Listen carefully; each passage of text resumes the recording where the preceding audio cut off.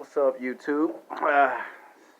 Tuesday morning, we're gonna see the second half of television's DC's Earth of Infinite Crisis. You know, the conclusion of it. That's not what this video is for. It's been about 4 days since I made a YouTube video because I had to go to my new job and do orientation. And they made some new rules. You can't be talking bad about your job on YouTube because video go viral and they see it, and YouTube got to terminate your channel, and then you get fired from your job, things of that nature. But the thing, why I'm making the video, today's video is going to be called Sex Game, Television and Film versus Video Games 2. Now, I said I was going to continue this series because I see it's very well received. Y'all seem to really like that video because it's almost 40 views. I didn't anticipate a video like that would get that very well received. Now, let's talk about when you try to take video games and you try to adapt them into television and film. There's a lot of video games made in the movies, and they still haven't been any good since they were a video game. Now, Tomb Raider, I actually love the very first film of Tomb Raider with Angelina Jolie in it. I have an Angelina Jolie crush, but it is what it is. But I love that first film. And it was because I played all the video games when I was a kid. I loved Tomb Raider, the video game. I actually liked Tomb Raider 3, the video game. I thought it was by far the best video game. Better graphics, great storyline, good character detail, great story plot, hero versus villain. It didn't just put her in a situation where she just had to do the same thing over and over and over. It put her in a situation where she had to challenge herself to get better and persevere. That's what I loved about Tomb Raider 3, the video game. But we didn't start trying to turn video games into movies until like the late 80s, early 90s. One of the first video games that get made into a live adoption, and it was a terrible film, and this is like at least 20 plus years ago, and that is Super Smash Mario Brothers, the movie. Like, they literally made two movies into one story. I mean, I love the video games. I mean, I love Super Mario Brother. But when you take something like a video game and you turn it into a movie, people have to be able to take the movie serious. And at that time, the movie lost thousands, I mean literally thousands of dollars. The dinosaurs look nothing like the dinosaurs in the video game. The characters that we know as Super Mario, they got as close as they could get. The art was terrible, the makeup didn't look right, and even though those actors went on to have big careers years after that movie, Super Mario Brothers as a brand, it never really recovered. They had to wait like years later to bring the video games back and try to jumpstart that franchise again. They thought that because Teenage Mutant Ninja Turtles, the movie, was so successful as a cartoon, that they got the idea, well, if that's so successful, let's try it with video games. And that's where the first problem came in. And they didn't stop. You would think that they learned their lesson, but they didn't. Because then the next problem they would have is that when we got into the 90s, they would try this with Mortal Kombat and Street Fighter. It's great when they're video games. It's good when they're animated cartoons and comic books. But when you take something that's a video game and you try to adapt it into film or television, it just doesn't go very well with the core audience. The audience gets confused. They don't know these characters. It's not Marvel. It's not DC. This is when the video game industry began to start struggling because they didn't know that the fans were going to be a small minority group. I seen Street Fighter the movie on cable, and I liked the Jean-Claude Van Damme as Guile. I had no problem with him as Guile. The problem was he didn't have much to work with in the movie. Like, Bison was too skinny, and when you find out what happened to the actor who played Bison, it's a tragedy. It's not his fault. He had cancer. Because the guy lost a lot of weight. The guy had cancer. The guy was like in his late 30s, early 40s, and he had surgery, and he had to put on a bodysuit to try to look physically intimidating to people. And a lot of people were not taking him serious as Bison, which that actually hurt that actually hurt him as an actor because he had to come out and explain the purpose of the bodysuit. He did the best job that he could do as Bison. And a lot of the actors that were picking for the characters did not resemble the video game characters. Like Sagat, I get that they wanted a Native American to play Sagat, but it's like Sagat's supposed to be 6'7", 300 pounds muscle with an eye patch and a bald head.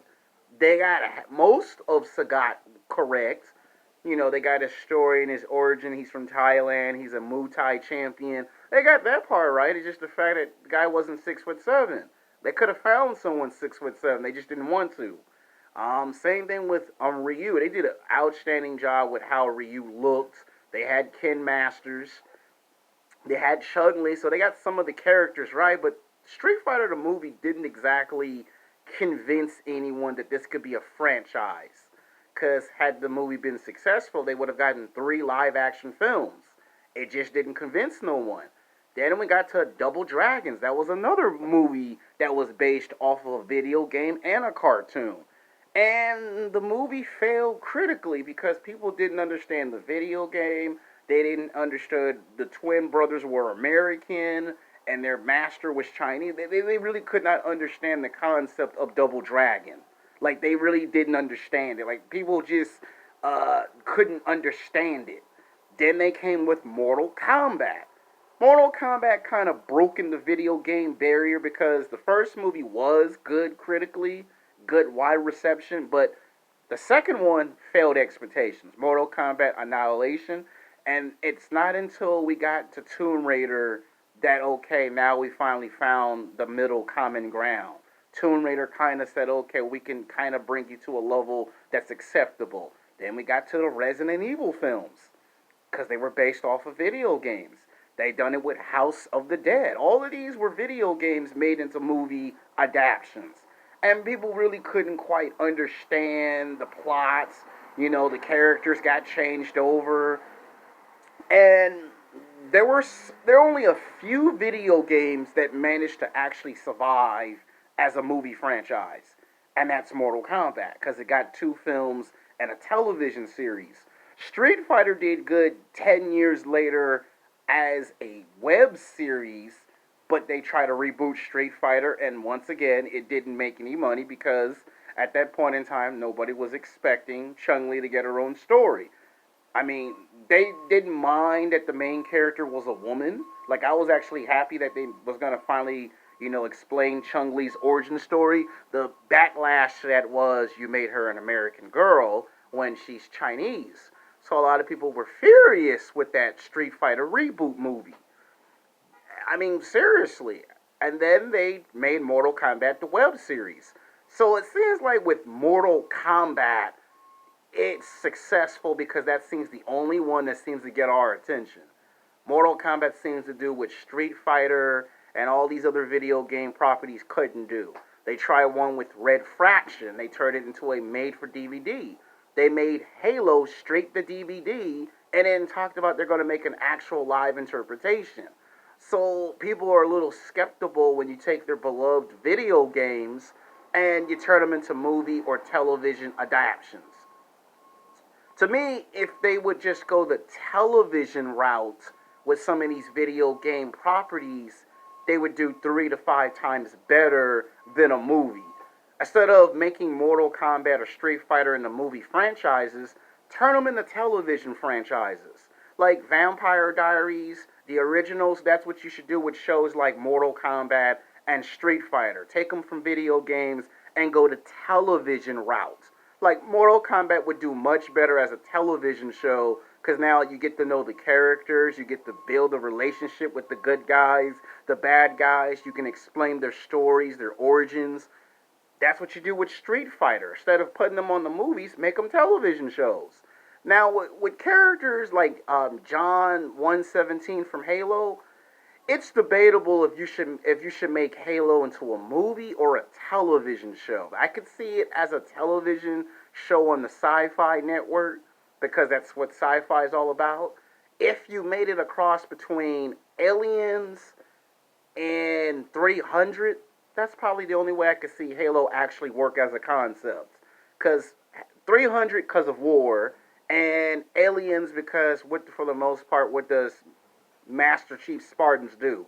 They fight aliens in Halo, right? So I could see that work. Problem is, who would you cast for Halo? Like, who would be John 117, the genetic engineer super soldier that's a clone that's owned by the government? Who would you get for that story? What actor would you cast for that character? Who would play his love interest? Who would play the soldiers that he commands? Like, one character that you could have used at that time was that older actor that everybody wanted to play Cable in that first movie called Avatar that's like 13 years ago, and we still ain't seen Avatar 2, 3, 4, and 5 yet. But my point is, the video game industry has been hurting for a long time. I mean, I remember when you was a kid that if you got caught wearing a video game t-shirt of a character, you got laughed and made fun of. You were walking down the street wearing a Wolverine t-shirt or Spider-Man or Venom, they made fun of you. The same people who were making fun of you for being a Marvel comic or a DC. See, in the 80s and the 90s, the comic book industry was falling apart because weren't nobody buying comic books. And it was the death of Superman that made you go buy these comic books. Bringing Superman back made you want to weigh all the Superman comic books. And it wasn't until the 2000s that now everyone started to accept comic book movies. All of a sudden, it started with a movie called Blade. Then we got X-Men. Then we got Spider-Man. And then we had the sequels. X-Men 2, Spider-Man 2, Blade 2. And then we got further into the universe, and all of a sudden we had characters like Iron Man, Thor, Captain America, Hulk. All of a sudden we had the Avengers, Guardians of the Galaxy. All of a sudden we had, all these new properties pop up, and fast forward 15 years later, look what Marvel has now accomplished. And some people say, how come the video games can't do this? How come the animes can't do this? Because the audience don't know what Goku and Vegeta is from Dragon Ball. A lot of people don't know who Ken and Ryu is from Street Fighter. A lot of people do not know who Luke Kane and Johnny Cage is from Mortal Kombat. I'm not talking about if you're a video game fan. I'm talking about if you're an average moviegoer, you don't know what Mortal Kombat is. You don't know what Street Fighter and Tekken and Dead or Alive is. If it's a video game that deals with war, like Metal Gear Solid, Halo, Far Cry, Doom, remember the movie Doom with The Rock in it when The Rock first started his early acting career? Nobody understood the concept of the movie Doom. And that failed at the box office. They turned around and made a sequel 10 years later straight to DVD. The second Doom movie was very good. It just went to DVD, and people don't understand the stories. Think about it. Imagine if you got somebody like Kevin Feige to come in and say, you know what? We're going to buy the rights to Mortal Kombat and try to create a cinematic universe of Mortal Kombat or Street Fighter. Like Warner Brothers said they was going to reboot Mortal Kombat, right? Why not get director J.J. Abrams to come in and reboot Mortal Kombat? J.J. Abrams is good at rebooting Star Wars and Star Trek, right? Why can't you have him come in and retweak and repackage Mortal Kombat? Think about it. He can bring some type of realism to the Mortal Kombat movie franchise. But I already told you, I think stuff like Mortal Kombat and Street Fighter need to be television shows, not films. Because if the audience doesn't find themselves in, think about it. When I come from work or from school and I go pay a ticket to see a movie, I want a story of characters that I grew up with when I was a kid and a teenager. If I go into a movie theater and say, what is Red Fraction? And a video game fan has to look at me like, you've never read the comics? You've never played the video games? And I go, no, I'm an average moviegoer. Guess what? I'm confused. I don't know what Red Fraction is.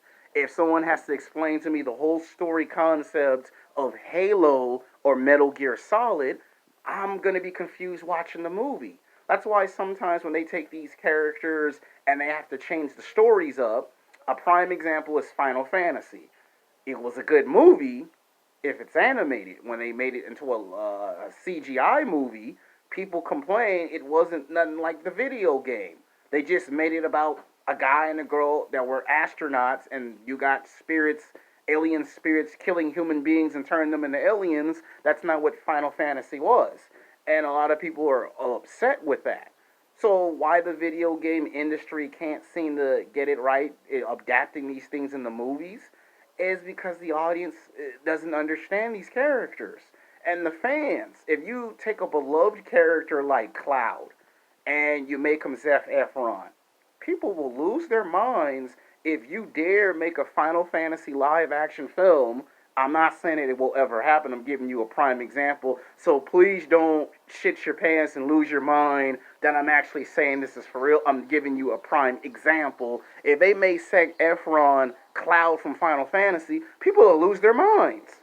If you were to take Kylo Ren and try to make him become Zack from Final Fantasy, people will lose their minds. So when you cast actors for characters from video games, the reaction is so historical. People will scream out loud in front of millions of people because you're taking a beloved character from a video game that they grew up with for generations and you're adapting it into a movie and you're not going along with the story's concept from the video game. A lot of that has to do with the corporation, the producers. They decide who makes the final say so. If they want the story changed, it gets like Prince of Persia.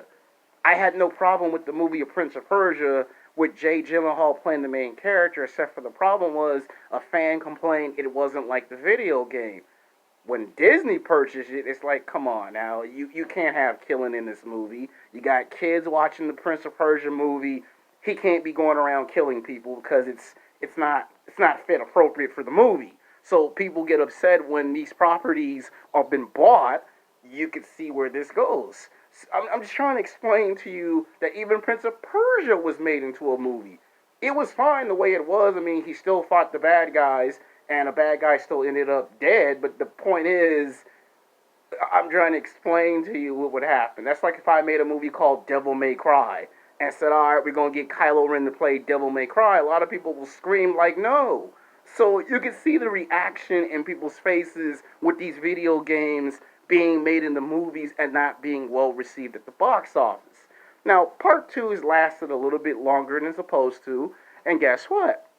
In part 3, I'll finally make my way to why anime has an even harder time being adapted into television and film, and what could anime do in the future if they want to break ground.